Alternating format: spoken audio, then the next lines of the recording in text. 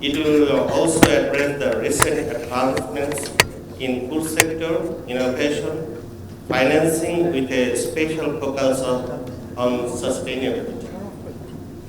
The objective of this event, to discuss the progress and future of the overall private sector environment through a food system lens, to address current bottlenecks in the sector and ways of mitigating this through better process management, to detail the conditions of attracting additional investment from Nordic investors and how the business are incorporating sustainability and how the youth can be one of the major catalysts in food systems transformation.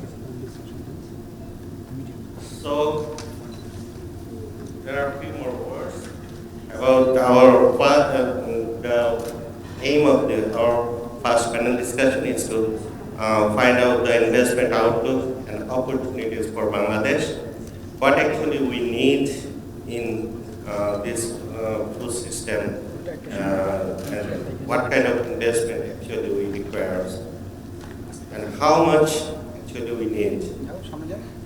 Our target is to attract the foreign direct investments. It can help in creating jobs in Bangladesh. As you know that Bangladesh is producing sufficient foods, especially recently we have developed and produced lots of fruits and vegetables. We actually need to do some processing, because these items are very much perishable, and we need to create storage facilities, transportation facilities. How to feed these industries is our main focus to find out. It can be done by business-to-business cooperation, business-to-government cooperations, and G2G, government-to-government collaborations among Nordic countries, private sector, and government of Bangladesh. So we can learn from the best practices of Nordic countries. So now I want to get to my panel with some more information that we are actually need some processing industry that can save our food damages and wastage and promote export as well as internal consumption. We can, because that these items, these fruit and vegetables, each are produced in a specific seasons, but the demands run through all over the years. So we need some processing and storage facilities. We have a lot of youth population. They are jobless. We can create jobs for them, and some so processing sectors and this kind of the development in food sector, we can attract the investments. So I would like to ask our first panel member, Mr. Laurant, the Managing Director, Arla Food Bangladesh Limited. The question is, what are your aspirations to expand the business in Bangladesh? Can you tell us about your challenges? Is there any investment-related or operational challenges you are facing? And how can knowledge sharing help with sustainability focused growth and investment in Bangladesh? Thank you. 3 questions altogether. Yeah, altogether. All right. Delivery. All right, thank you, and good to see you all, and good morning to everybody. So I think the first question was our aspiration to expand the business in Bangladesh. So you might not know Arla Foods, but we are the makers of Dano, and I haven't been in Bangladesh for that long time, but all the middle-aged men and women I'm meeting in Bangladesh are telling me I had Dano when I was a child, so that's good.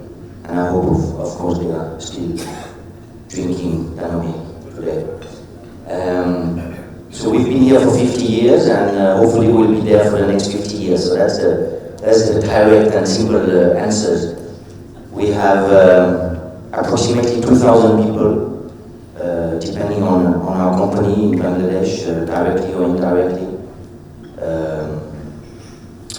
We have a factory in Konakari, and actually, as we speak, we are building our second factory and spending quite a lot of money, if I must say, into expanding our business in Bangladesh and helping on the livelihood of people in this country. So that's the first thing. We believe in the future. I think, if I have to be honest, there's some clouds. Actually, they're not on the horizon. They are directly on top of us at the moment. Macroeconomic clouds, which makes the business environment a bit more difficult than it used to be. But when I talk to my management, they are steadfast, and they are telling me, we will stay in Bangladesh, we believe in the strategy, we believe in the organization, so we will keep investing in Bangladesh, I guess is the short answer to your question. We're also investing in building capacity for local farmers. We have a lot of projects together with Prime, which we are cooperating with, and the farmers which are delivering milk to their factories. We have a few projects with the Danish Embassy. We have seen the sector councillor here coming here to Bangladesh. So this is an investment and resources from the Danish government to work on capacity building for local farmers. And actually, it's a pity the minister is gone, because we have drafted a letter of intent with the Department of Livestock, and we're waiting for an answer. But basically, we're very focused and passionate and motivated to be part of dairy development in Bangladesh. Okay. You want me to take the second question directly? Yeah? So that's on the challenges. So do we have the permission to speak freely? Yeah. I don't want to make enemies in the room, okay? I've only been here for 2 months, and we can say things. You know, in Scandinavia, the culture is also we say things how they are in a good way, respectful way, but so that we can improve together. So I hope that can be the spirit also here. So on the challenges, honestly, I think Bangladesh has done fantastic progress. Okay, we've talked about the standards, the safety. Actually, I don't think that's an issue. Where there is room for improvement is something we've talked about this morning, is the ease of doing business, basically. I can totally echo the comments from one of the recent Danish investors here, who's coming here, who is investing also a lot of money here in Dhaka, and there is still a lot of paperwork, a lot of procedures. It can be quite difficult to establish yourself in this country. It's actually quite difficult to arrive in the airport. I mean, arriving in the airport as a foreigner is not easy. You know, there's a lot of paperwork, and it's a little bit of a daunting experience. Okay. One more example, and I don't want to draw a too negative picture, okay? Because again, I think there's been a lot of progress, and it is possible with patience and hard work, but sometimes it's a bit cumbersome. I was telling you, I mean, we are, as we speak, putting the final painting on our new factory together with our local partner Mutual, and we have 20 containers in the Chittagong port, 20. And these containers are full of the most advanced dairy equipment in the world. That's equipment we have bought that will be installed here and operated and managed by local people here. In our factory, we have 0 expats. Only have local people. They're doing an amazing job, by the way. And basically, these 20 containers have been blocked for almost 2 months in the port now. So just to give you an example of the challenges in the front line, so to speak. So I think a lot of has been done, but ease of doing business is key for businesses. They're looking for safety, they're looking for ease of doing business. On safety, I think we're okay. On ease of doing business, I think we should do more. It's my honest answer. Last question, and then I will give the word to a panelist. Knowledge sharing to help with sustainability, focus, growth and investment. This is why we're here. This is why the new sector councillor is here. Fundamentally, and the microphone has gone. Just give us a second. Thank you. You can have this one.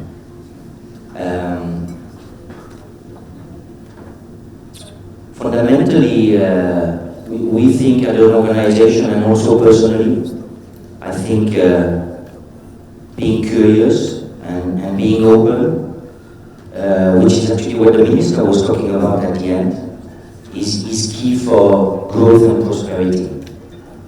So I hope we can continue to share experiences. This is the mission of the Trade Department of the Danish Embassy. This is also our vision here in Bangladesh. Again, I was talking about the project we have with Prime, and we want to do more in the future. One last example in terms of sharing knowledge, experience, technology. Our factory is open to anybody. We've had 2 competitors coming to visit our factory recently. I was almost going to say it's open to you guys, but let's make sure you don't come on the same day because it's going to be difficult and we're going to be busy. But we are, it's our mission and vision here to share our knowledge, our technology, all the good things we have learned to do in Europe on agriculture, on farming, and on dairy technology and dairy production. So I have loads of business cards in my pocket still, and our doors are open. Okay, thank you. So now I turn to Dr. F.S. Ansarey, President at NCCI Agribusiness. What could be done to bring foreign investment in every economy? Do you like to all that? Okay. So our next question is, as a pioneer in private sector, in your opinion, what are the sectors or areas you feel that there is an investment opportunity that can be beneficial for both Bangladesh and the investors? Thank you very much. I think this morning I am hearing a lot of challenges investing in Bangladesh, but I have not lost my confidence talking in front of you actually. Our experiences running joint venture, we are now at present 5 joint ventures and operating. One from Denmark recently, that is Boro. This is basically the brand is Sankui. We are successfully operating joint venture with Indian company Dept for Ponty, cattle and aqua irrigation. We are successfully operating joint venture with one of the largest bank from Netherlands, that is FMO. We are operating successfully joint venture with Dhaka, that is Dept and also Naharul. So these are the several examples of successful operation of joint venture. I'm not to confront actually what are the discussions, but I would like to say with the confidence that if you want to put joint venture in Bangladesh, it's the most easiest way to ease your business, because the local partner knows how to handle all this local situation, and then it can go forward. That's all of the important area. Second is that I can say, of course, every society, every country, there are opportunity and limitations. When we are setting up your own businesses and running comfortably, then of course all these are, of course, entry barrier. That give you extra advantages. That advantage you are getting also sometimes. So this is there. But the Bangladesh is a very interesting destination for investment. There are a lot of facilities here, like for agriculture businesses, I can say, for the export of every processing products, 20% incentive. For every processing industry, a lot of tax holidays and a lot of bad examples are there. So probably need to explore very systematically. That's all about it. Now I'd like to take the opportunity to talk about what are the interesting areas where we can invest. Bangladesh, primarily the agriculture country, and half of the population in this country engage in agriculture. And you'll be very surprised to know the population is 180 million. That is a huge market. And over 180 million, around 30 million are middle-class people. They can buy, they can consume, and they have a huge aspiration to buy. And buy. I think my colleagues on the both sides, I can see the two big multinational companies, they are enjoying wonderful business in Bangladesh, no doubt, Unilever and also Arla. And because both of them are doing wonderful business, wonderful brand, very popular brand in this country. Another area where investment, there are interesting investment could happen. We are talking about food value chain. If we start talking about food or agriculture value chain, actually, we start with innovation, research and innovation. If I talk about the total food value chain, that is start from research and innovation, then input and practices, post-harvest, processing, and finally, harvest, for linkage. Just to think about the research and innovation, this country is very basic agriculture country. And there are also environmental vulnerability here, the frequent environmental vulnerability situation occur. So I think it requires huge requirement for research and innovation for the crop, for the animals, especially for the fish, for the poultry, for the cattle, or practically for the new genetics, or maybe the practices. Here I can say the Nordic countries can invest in Bangladesh directly because you can put your investment for molecular research or other research to improve the practices of current agriculture. So there are chances that you can invest here, like East West Seed from Netherlands. They are also gradually coming to Bangladesh and they are investing in Bangladesh also for the seed research. So there are several ways you can invest in several sectors for the research. And then when input and practices, I can give you the number. You see the seed market in this country is about $700 million and it's growing over 10%. And then a crop protection market is about 550 million. Agriculture machinery market is 1.2 billion.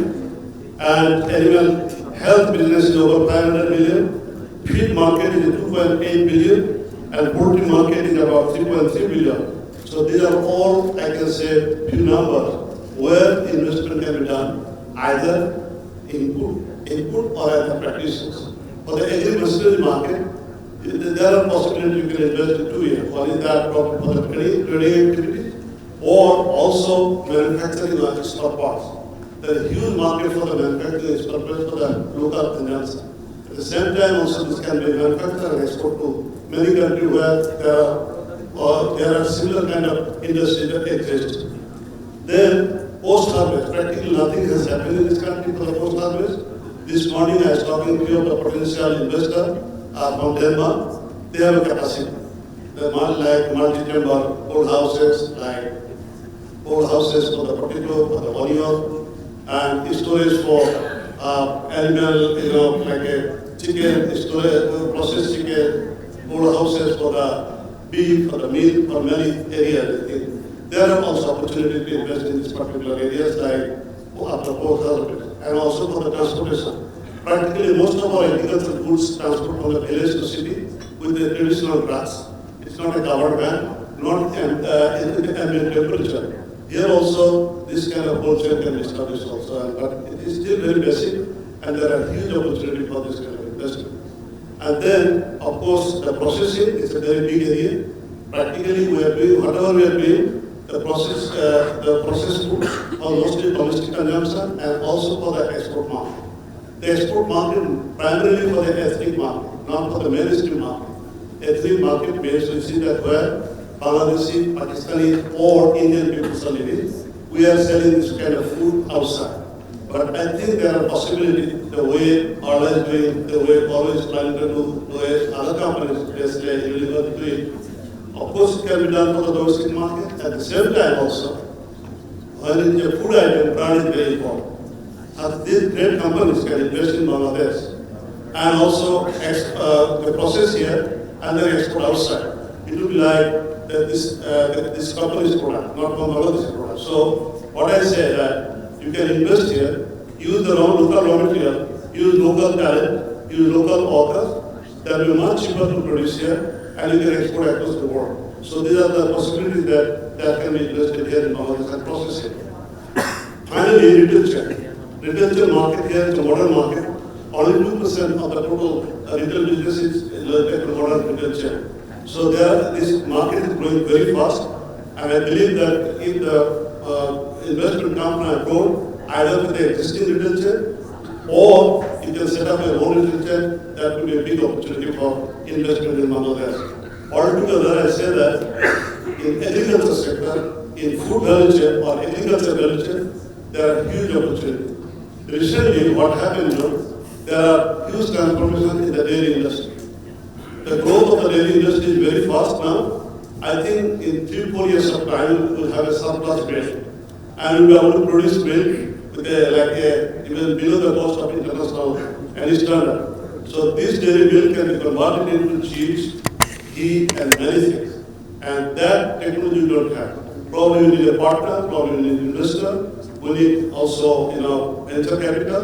And this way, I think this country can do wonder. And you can do also here in Bangladesh. Thank you very much. Thanks very much. So now I would like to come to a representative from the Unilever Bangladesh, Mr. Nahar. So the first question is, how is Unilever addressing sustainability and environmental concerns? Would you like me to ask all the questions? Okay. So, good afternoon. My name is Mohammad. I'm the company secretary and regulatory affairs at Unilever. So thanks for giving me the opportunity. So, answering the first question, I think Unilever, you know that one of the largest FMCG company in the world, and we have the complex portfolio. You see that we have the cleaning products, we have the beauty products, we have the well-being products, we have the nutrition food products, and the ice cream. But our vision statement is very simple. Our vision is to make a sustainable commonplace. So, but how do we do that? So, we have some priority. So, one priority that how can we do that net zero emission? So, to do that, our objective is that by 2030, we should actually eliminate renewable carbon from our own manufacturing. And by 2039, we will with a net zero in the carbon emission from our entire value chain.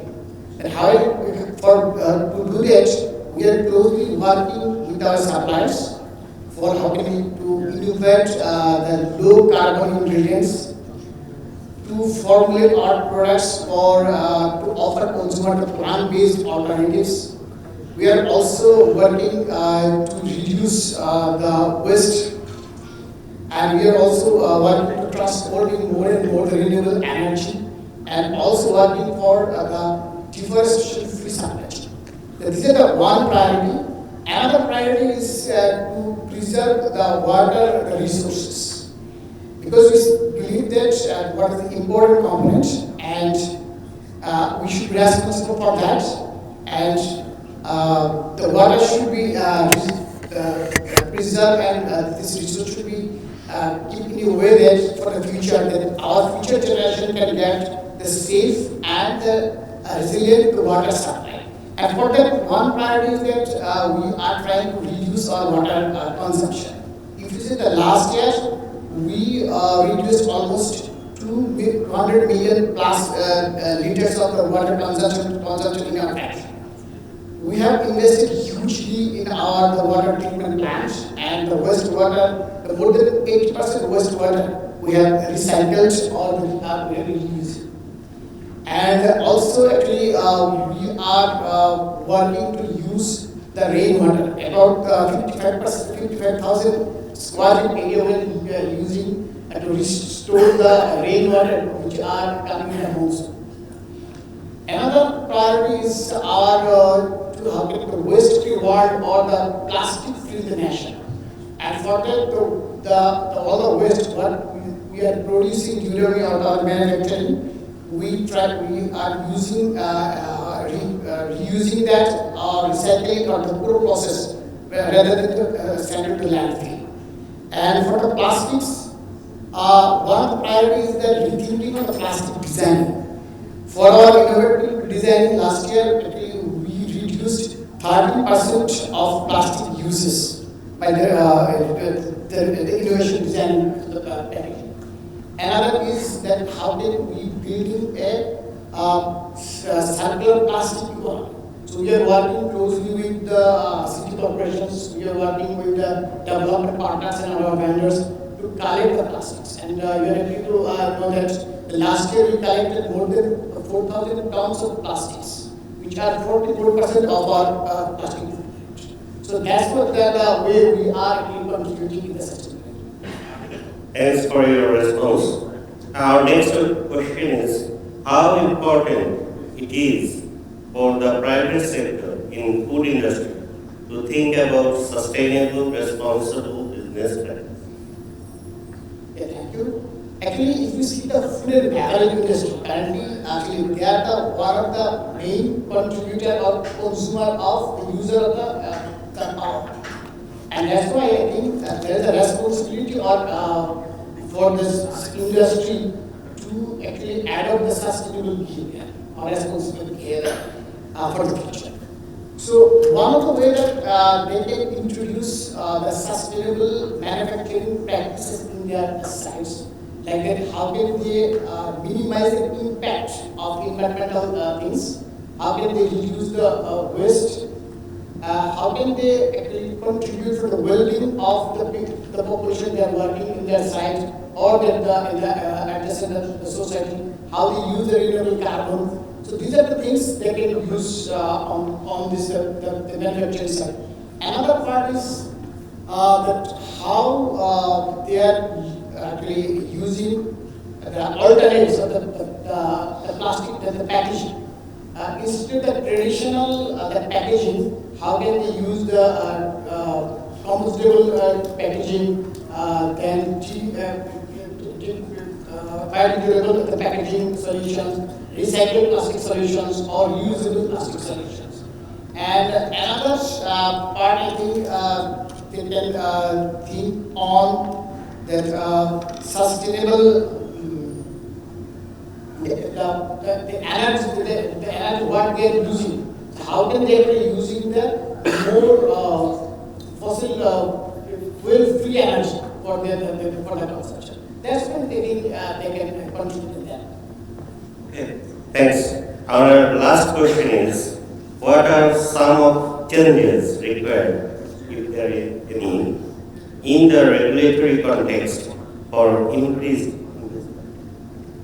I think we have enough regulations. So the problem is not a regulation problem. What I think that we have to work on how can we actually work closely with this regulatory body. Because in Bangladesh there are huge regulations operate with different multiple regulatory bodies. So coordination between the regulatory body, alignment between the regulatory body is the challenge. And another is the harmonization of the regulations and also the execution part. If I go with the specific, see for the food sector currently, apart from BSTA, food safety authorities working and they are doing very good job. They are framing lots of regulations. And for every regulation they are consulting with the experts and all the industry. BSTA also the technical committee, the divisional committee for the framing the standards, they have also consulted with the industry and the experts. But I think there is a room for BST and BFS, how can they come together? How can they have more dialogue between them to frame more conducive standards for the regulations, which are the beneficial for the consumer and for the industry, and which are the beneficial for the investment also. Another part is actually we are more focused on the vertical standards. But if the vertical standards are not harmonized with the global standards, then it is a trend barrier. Non-trade barrier. So we have to focus on the horizontal standards rather than the vertical standards. That's the another part. Some other part, I think there's some bitter part also, that if you see in the last decades, in Bangladesh, there are some controversy or challenges facing the food area. And due to this crisis, some of the brands were desperate, investment was in risk. Like if I give you the example, the malahan prices, the heavy metal prices for these noodles, or this last year in what previous before there is a crisis in the liquid milk, let's say with antibiotics in the liquid milk. So there is a huge hue and cry, there is a consumer trust was destroyed, but after that, what we found that all the test reports, what actually done by the independent researchers, it was not right. It was not giving a rightly manner of following the practice. So I think there is room to frame a guideline for the individual researchers. How can they do the research and how can they publish to the media? Because if they do any, this is sensitive area, if they do any wrong, any mistake in that, then actually the industry and the investors are suffered hugely. Finally, I can say that in Bangladesh, all the industry are not doing the same. Some are investing hugely for the green sites or the sustainable manufacturing units, compliant units. Some are not actually focusing on that. So government should come on some incentive programs. So who are doing good, who are contributing to sustainability, they should be incentivized. Or they should put the tax value. Then that will give the motivation to others to come on that. I think these are the regulatory area that we can focus on. Thank you. Thanks very much. Now I would like to turn to our panel chairman, Mr. Anwarul, Additional Secretary, Ministry of Industries. I have two questions for you.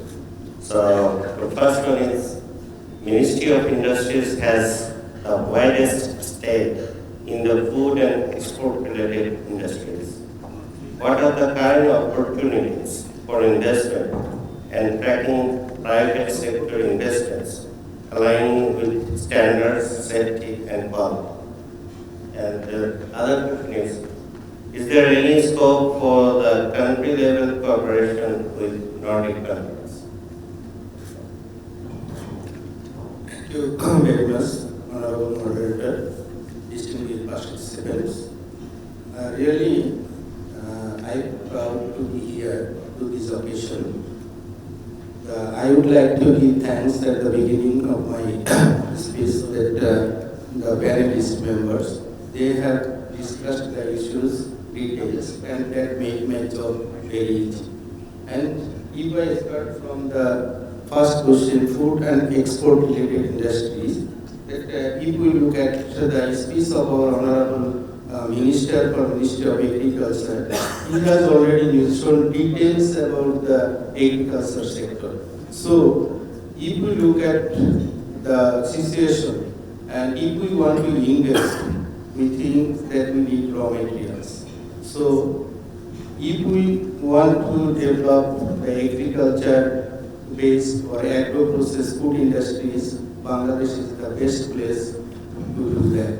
And we have got the data and everything from our Honorable Minister's speech, so I would not like to give more details of that. And another thing is that it has been mentioned that Ministry of Industries. Really, Ministry of Industries is not directly work with the food.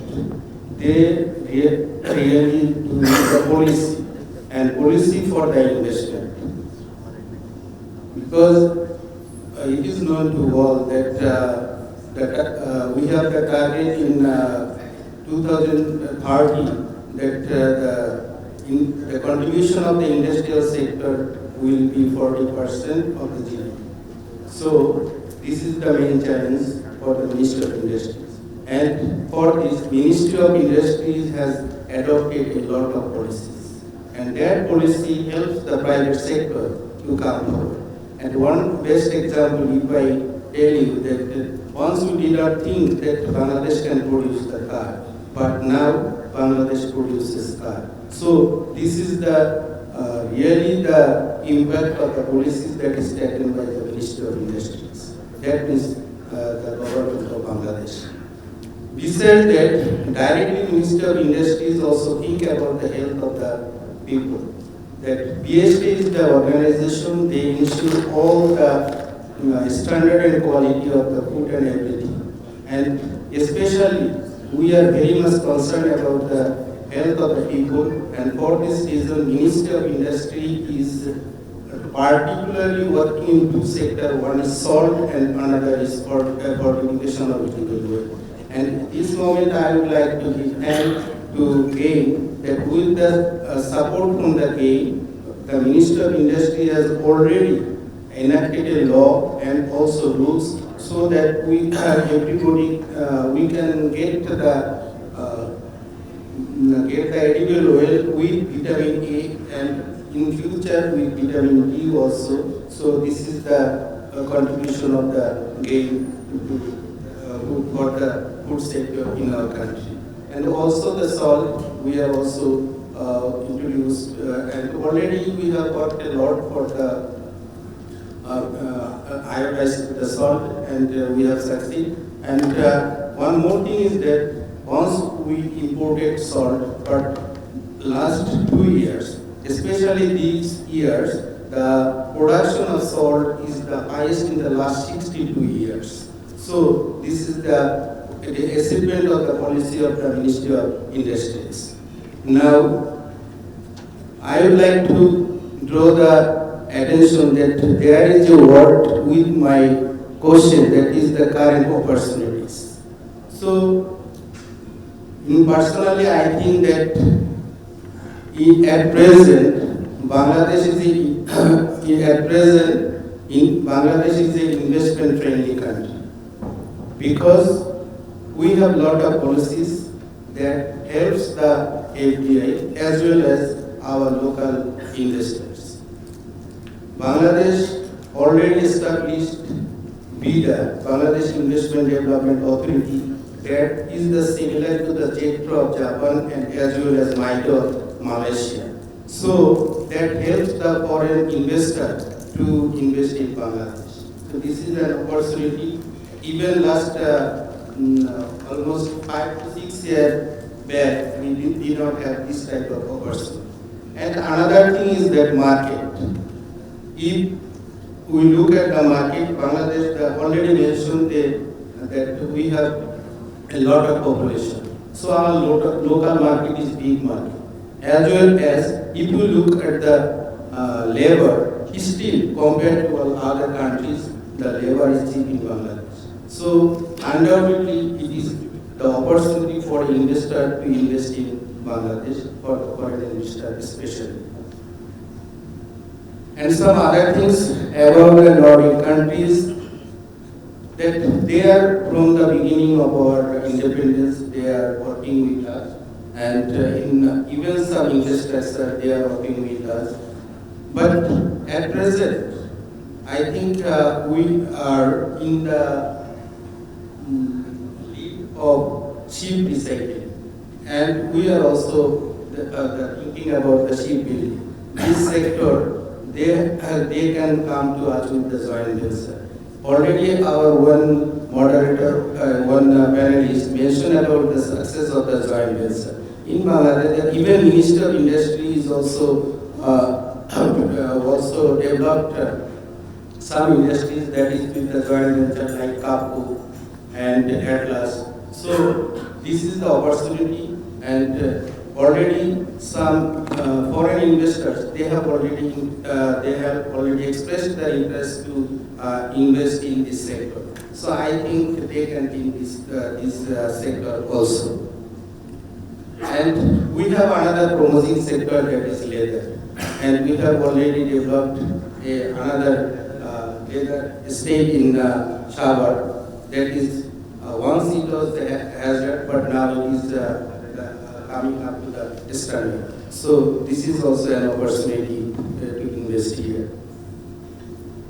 So, and finally, if I would like to say about the agro-based industry, we have northern area, we have a lot of agricultural products, fruits and some other things.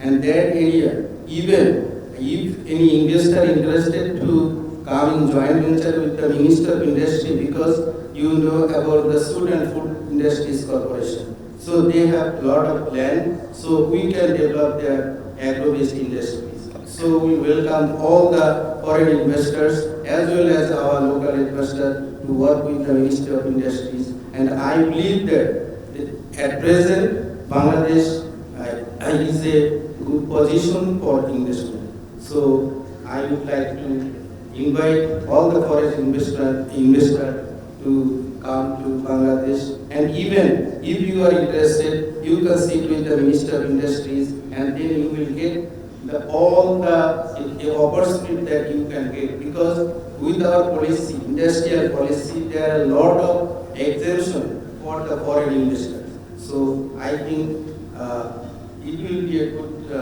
position for the foreign investor to come in Bangladesh.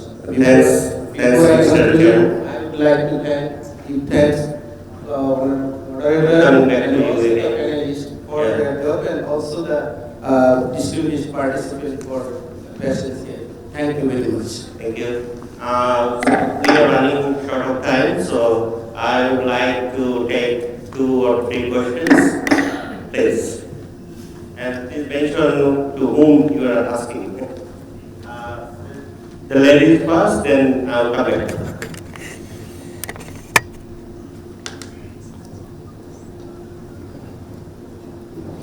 Yes, my name is Farid Tassim. I'm an economist from IFAD. So my question is with the private sector.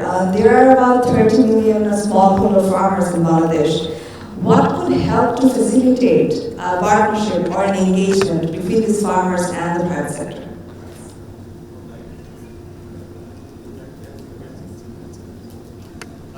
Thank you very much. I think very relevant question actually, how the farmers work and how the private sector works here actually. The farmers, when they actually operate, they operate independently. There are 2 purposes for that. One is that they produce food for their family and also engage, through engagement they can also self-employ. How the private sector work actually, private sector primarily, they have a special mission and objective. And whenever they need some kind of raw material from farm, they generally collect it through the media. That is, the media they play a vital role. They collect all the materials from the farmers, they accumulate in some places and they supply to the industries. This is the way it operates. And it is operating very successfully. That's true. But when you talk about the farmers, how the farmers should develop. When we talk about the farmer, actually we supply all kind of input through our retail channel. And the retailers are practically playing a vital role to provide them credit and also recommendation. So through this channel, we conduct all kind of external services and we improve the productivity of the farmer. When the farmers are productive, they got very successful self-employment, good food for the family, at the same time also good money in their hand. That's why we said, our company said, wealth creation for the farmer. That means when the farmers are successful, high productivity, good production, then they can earn money and then they can make their wealth also. So this is the relation between the private sector and also the farmer. Is it okay? Or? Yes, thank you. Thank you. Just very quickly for dairy farmers, it's very simple. There is so much knowledge and available, for example, from us or from the Danish government and the Agriculture Ministry and so on. We've had a lot of success with the plant farmers to just conduct some simple training. As we heard from the minister, it's possible to have a cow to make more than 5 liters a day in Bangladesh. You just need somebody to teach you and to show you the small things they can do on an everyday basis in terms of animal welfare, in terms of feed quality. So it's actually not rocket science, and again, this is why us and the embassy and different organizations in this room are here for, to share this knowledge and conduct even more training in the future for the Bangladeshi farmers. Yes.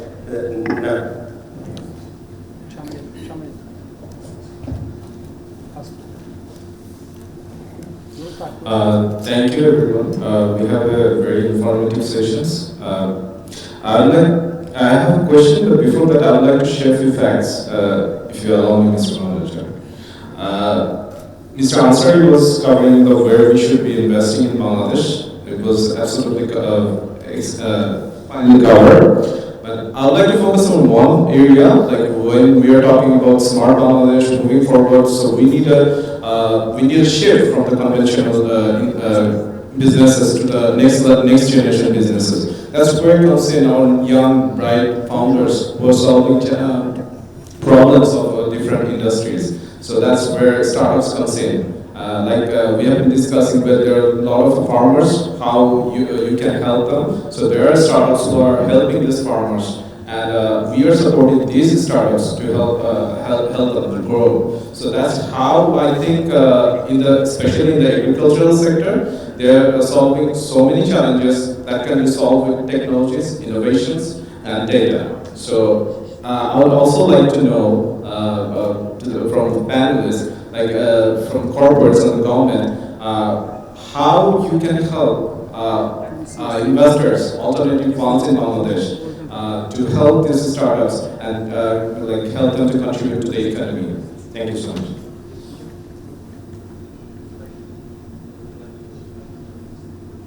So, just one comment. I'm not sure it's going to answer your question 100%. We need, in Bangladesh, we need to talk about affordability of nutrition, okay? We're here to talk about food. Food in Bangladesh needs many things, okay? Maybe it needs to be a little bit climate friendly, but it also needs to be accessible, it needs to be nutritious, and it needs to be affordable, and it needs to be safe. That's actually sustainable food, okay? You can only do this with the best technology. If we can sell Dano milk powder at 10 Dhaka, it can only be done with the best technology. So I think that's been the theme today. Okay, they are organizations, they are enterprises and companies which are willing to invest in this very advanced technology for the benefit of everybody, of the farmers, of the workers, of the employees, and of the suppliers of these factories, you know. So you have a whole ecosystem that's being created. But I think it starts with advanced technology, which needs some capital, okay. But the capital is there. People are willing to spend the money in Bangladesh, actually both Bangladesh companies and foreign companies. So the potential is here. I'm not sure it's answering 100%, but that's fine. You covered the excellent point. That's the problems. That's the challenges we need to solve, because we need food at a reasonable price as well. So yeah, definitely. And technology, yeah, that's where the founders are solving these problems. Yeah, to back them up, we also need funds. So I'm sure the international investors. So for over decades, we have been saying that we have cheap laborers. But I would like to focus on we have bright, talented minds who are working at NASA and different organizations. In Bangladesh, they can also help you to make profit as well as grow. Yeah, thank you so much. I'd like to clarify one issue, how the technology flows. If you look at the agricultural ecosystem, actually there are private companies, there is the technology and also inputs. Then in between there are dealers and retailers, the distribution channel, and then also external influences, that is the agricultural external system, either in livestock and fishery or agriculture, and then also the farmer, big farmer and small farmer. The big challenge nowadays in this country that our agricultural external system is not concerned. It's a big problem. Why? Because large number of farmers, there practically not much of training or agricultural external system because of huge transformation of agriculture, and this kind of knowledge and skill is not given to the agricultural external system. The people, they don't have tools to just transmit this kind of information. What happened then? The private sector, over 100,000 external workers working in the field. they are transforming this information to the farmer. Now, what kind of quality? It's not a good quality. Because many of these expensive workers are not from agriculture universities or from the business schools. They don't have that much of communication knowledge or the agriculture knowledge or the high-tech knowledge. So, many cases, it is not very useful. And then what happens? When the dealers, when the farmers need anything, they immediately come to the neighbor dealer. And these neighbor dealers are not educated. They, whatever they think they're profitable, they pass on. So this is the current scenario of this country. As you mentioned about the technology, I think it requires huge efforts to raise this technology to the farmers. Generally in this country, but any new technology takes about 5 to 10 years. And with this kind of time frame, you can imagine, I think it slow down the process of agricultural transformation in this country. I think the foreign fund, the developing agencies can help us, and it should be route through the private sector so that it will go very fast and it will reach to the target. And then this is the work, this is the way it should go. Thank you very much.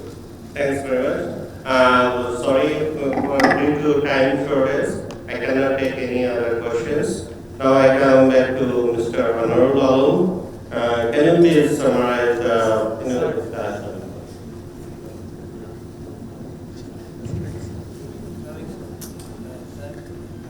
Thank you. We have panelists who have also got some question and answer. But from this discussion, what we found that Bangladesh, we have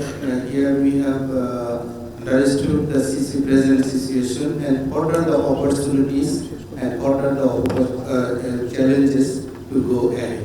So from this discussion, our panelists, they have discussed this issue details.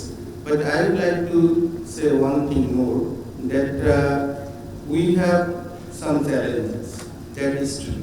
But still, we have a lot of opportunities for investment. So I think with the investment, we can overcome the challenges, and that will be the challenge for us to overcome that and to go ahead for the investment. Thank you, everybody. Yes, with this we conclude the first panel discussion, outlook and investment opportunities.